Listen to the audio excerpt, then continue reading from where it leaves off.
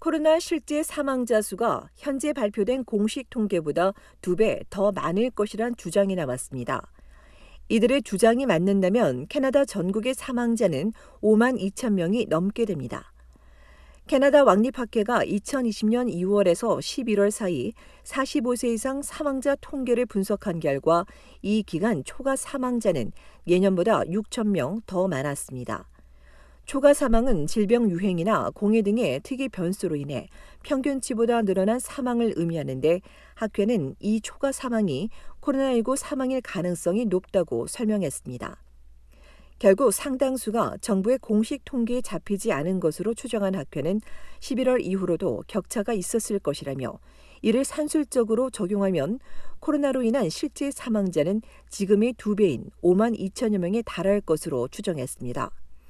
학회는 병원이나 장기 요양원에서 숨진 사망자에 집중하다 보니 코로나인 줄도 모르고 집에서 숨지거나 코로나 증상이 없어 아예 조사되거나 보고되지 않은 사례들이 많았을 것으로 분석했습니다.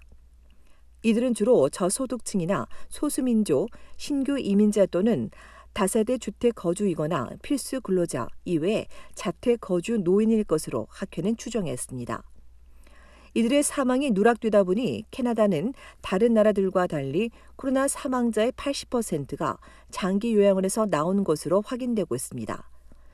그러나 학회는 다른 나라들을 보면 사망자의 3분의 2가 장기 요양원이 아닌 지역사회에서 나왔다며 캐나다 공식 사망자 집계의 오류 가능성을 제기했습니다. 한 예로 온주의 화장 기록을 보면 장기 요양원 사망자는 30%에 불과하고 나머지 63%가 집에서 숨진 경우였습니다.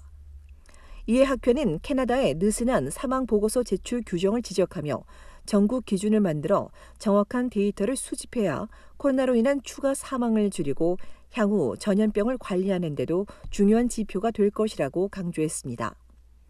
학회는 캐나다에선 유일하게 퀘벡주가 그나마 코로나 사망자를 제대로 집계한 것으로 보인다고 덧붙였습니다.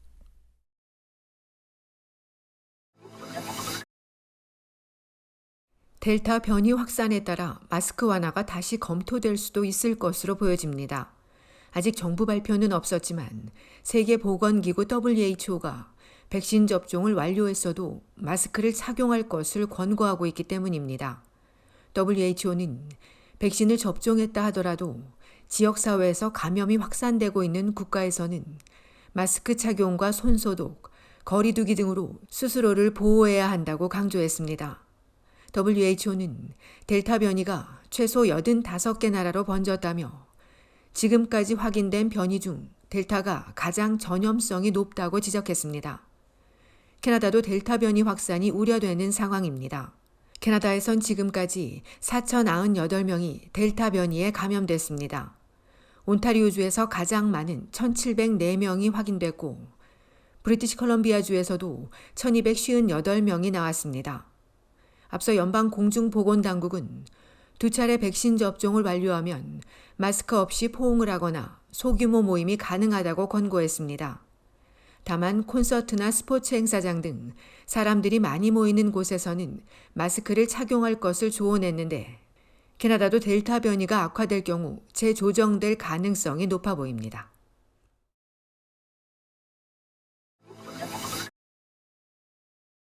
온타리오주의 코로나19 신규 환자 수는 209명입니다. 사흘 연속 200명대를 유지하고 있습니다. 지역별로 보면 워터루에서 69명, 토론토 40명, 필 지역은 20명입니다.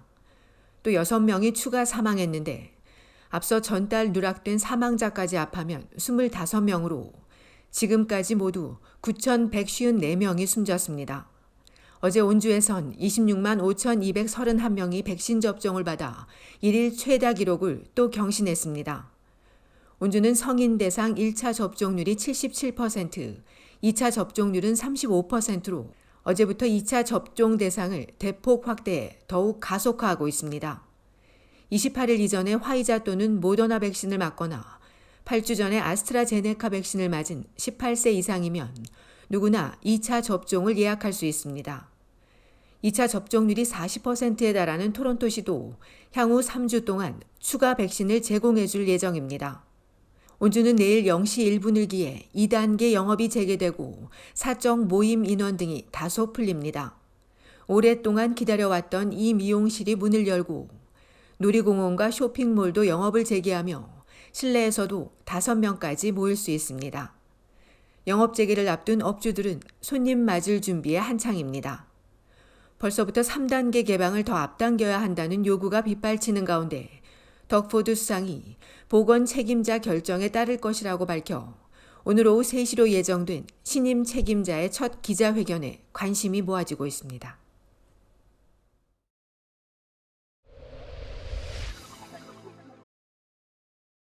캐나다 전국이 지독한 폭염에 몸살을 앓는 가운데 물놀이 사고가 이어지며 예방에 각별한 주의가 요구되고 있습니다. 지난 일요일 새벽 2시쯤 브리티시 콜롬비아주의 릴로엣 인근 세턴 레이크를 달리던 모터보트가 무언가와 부딪힌 뒤 전복돼 남성 2명과 여성 1명이 숨져 현지 경찰이 정확한 사고 원인 등을 조사하고 있습니다. 같은 날 오후 2시엔 온타리오주 헌츠빌 인근에 있는 포트 시드니 한 계곡에서 물놀이를 하던 20대 남성 3명이 급류에 휩쓸려 2명이 숨지고 1명은 다행히 구조됐습니다. 경찰 당국은 여름철이면 하천이나 계곡에서 인명피해가 증가한다며 구조대원과 안전시설이 갖춰진 곳에서 물놀이를 즐기고 위험하고 금지된 구역엔 절대 출입하지 않아야 하며 어린이를 동반한 물놀이엔 물가에 아이들만 두지 않도록 항상 보호자가 지켜보고 위급 상황에 대비해 구명조끼를 착용하는 것이 좋다고 강조했습니다.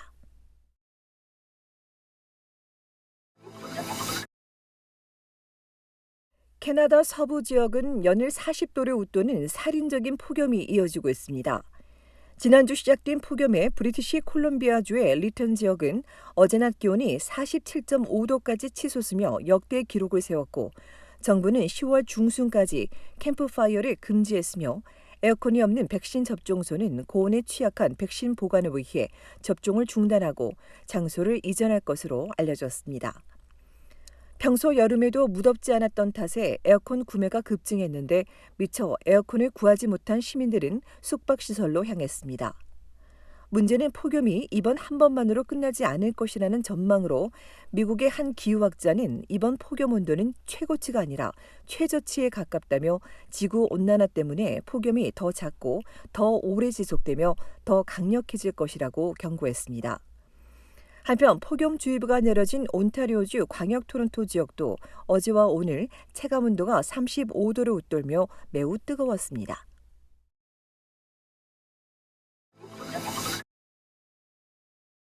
온타리오주 노스요 셰퍼드 애비뉴 이스트에서 제한 속도를 위반하는 사례가 가장 많이 발생했습니다.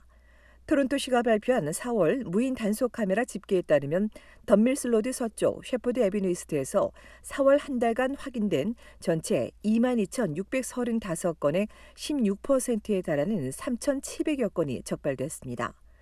한 운전자는 셰퍼드 애비뉴 이스트와 다른 곳에서만 무려 15차례나 위반했으며 또 다른 운전자는 제한속도 50km 구간에서 99km로 달려 $718의 벌금 티켓을 받았습니다.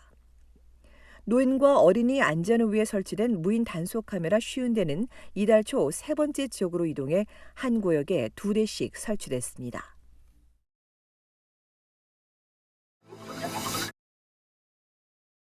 지난 주말 사흘간 브리티시 콜롬비아주의 코로나19 신규 환자 수는 145명으로 토요일과 일요일에 107명, 그리고 어제 38명이 늘었습니다. 현재 병원에 입원 중이거나 격리 중인 실확진자 수는 930명으로 지난해 8월 이후 10달 만에 가장 낮은 수준까지 내려갔습니다. BC주의 백신 상황을 보면 12세 이상의 1차 접종률은 76.9%, 2차 접종률은 28.5%입니다. 최근 신규 확진자가 크게 줄고 있는 알버타주도 어제 31명 늘고 주말 이틀 동안 97명이 나오며 일주일간 일평균 환자 수도 73명으로 내려왔습니다. 알버타주의 실확진자 수는 1,261명이며 1차 접종률은 71.7%, 2차 접종률은 38.6%입니다.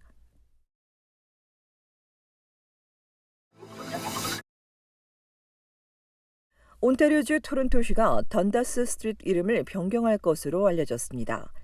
지난해부터 몇 달간 고심해온 토론토시는 노예제도 폐지를 지연시킨 역사적 인물인 던다스 이름을 딴 던다스 스트릿을 새로 바꿀 것을 권고했으며 존 토리 토론토 시장도 지지를 표명했습니다. 문제의 주인공인 헨리 던다스는 18세기 노예 무역 폐지 법안을 묵살해온 인물로 지난해 6월 영국이 거리 곳곳의 인종차별적인 조형물과 기념비 등의 재거를 검토하자 토론토에서도 던다스를 들어 이름을 바꿔야 한다는 탄원이 강하게 제기된 바 있습니다.